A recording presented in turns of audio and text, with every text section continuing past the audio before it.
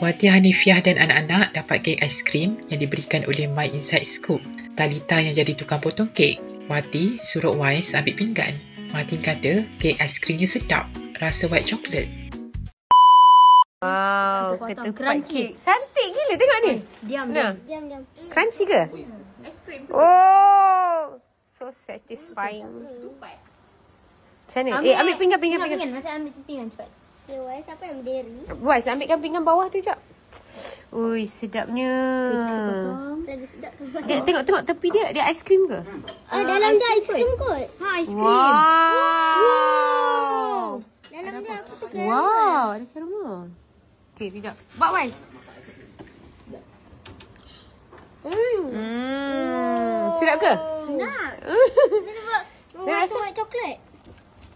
Sedap. Thank you kat siapa? Thank you Inside Scoop. Dengar ni. Selamat berbuka.